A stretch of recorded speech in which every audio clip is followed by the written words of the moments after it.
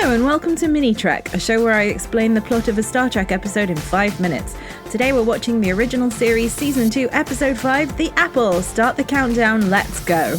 Captain Kirk beams down onto a new planet with a massive landing party that includes 4 red shirts. It's pretty, the weather is nice, there's lovely flowers. What could go wrong? Turns out a lot. One of the lovely flowers stabs this guy in the heart and he dies. What you say? Oh, that you only meant well. I hear it's nice down there. Yeah, it's nice. I could do with a nice walk in a garden. Spock tells Kirk there's a village nearby, so Kirk sends 2 red shirts off to scout for it. There may be other danger besides poisonous plants. Spock finds a rock he's strangely attracted to. He literally says it has good cleavage. Good cleavage. Then he throws it on the ground and it explodes. Garden of Eden with landmines. One of the death flowers tries to kill Kirk, but Spock sacrifices himself to save his space husband. What you say? That it's all for the... One death and the threat of exploding rocks wasn't enough to convince him, but Spock getting wounded is what it takes to make Jim want to nope on out of there. Scotty, all of us to beam up. Psych, the transporters aren't working. The way it is now, we couldn't beam up a fly. Luckily, Spock has survived the flower attack by virtue of his superpower, which is being a mother-flippin' Vulcan. Now a storm is rolling in, and this guy gets vaporized by lightning. Everyone runs for cover, but the storm immediately blows over again. One of the red shirts Kirk sent off to scout the village comes running in, and boom! Jim immediately goes into a sulk about so many people dying on his watch. I could have prevented all of it. I don't see how. Spock's Alphi see that they're being followed, so he and Chekhov make a distraction so that Kirk can sneak up on whoever it is. Chekhov, your tricorder readings are totally inefficient. Kirk swoops in for some classic TOS fisticuffs, but the man just starts crying after the first blow. This guy looks like on Drag Race when they only have 10 minutes to get into quick drag. Anyway, Kirk asks why he was following them, and he says, I am the eyes of all. Meanwhile, something has grabbed the Enterprise and is dragging it in. If you can't get those warp engines working, you're fired.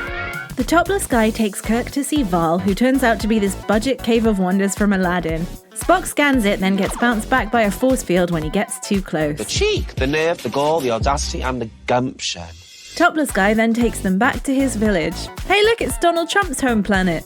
Spock tells them his name and they all laugh and never explain why, which is a social nightmare I hope to never experience myself.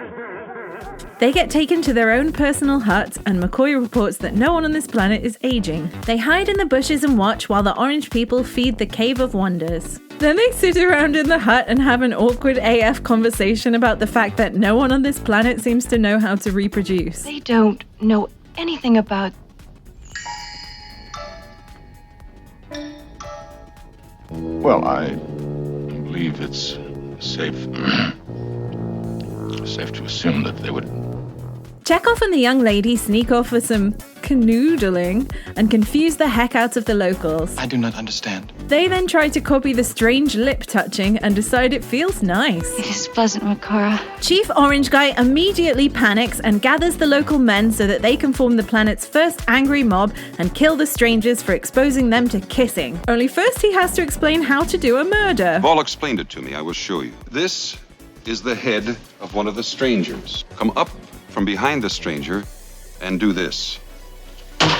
Meanwhile, Spock, Kirk and Bones manage to work out that the sentient cave is the reason the Enterprise is crashing and really is just to blame for everything, including the fact that the orange people are immortal and don't know how to make babies. The natives club the last remaining red shirt to death and move in. And Chekhov's girlfriend is pretty good in a fight, it turns out. Scotty puts the Enterprise in full reverse, but it's still stuck. They're all going to crash and die. Jim somehow manages to make it all about him. Jim, they'll die because I couldn't see a warning sign. They stop the locals from being allowed to feed the sentient cave, then have the Enterprise fire on it. The cave, dies, I guess, and the Enterprise is free. The orange people wonder how they're going to deal, since that sentient cave basically looked after them and kept them immortal. Captain Kirk says everything will be great for them because they'll be free. Yay! Plus, now they get to have sex. That's what we call love. Just go on the way you're going, you'll find out. A few minutes later. Captain, I'm not at all certain we did the correct thing on Gamma Trianguli 6. I'll be honest, neither am I. I mean, On the one hand, they invaded the planet and murdered the being that was keeping these people safe and fed and immortal. But on the other, they get to bone now? That's what we call freedom. Well, there goes paradise. The end.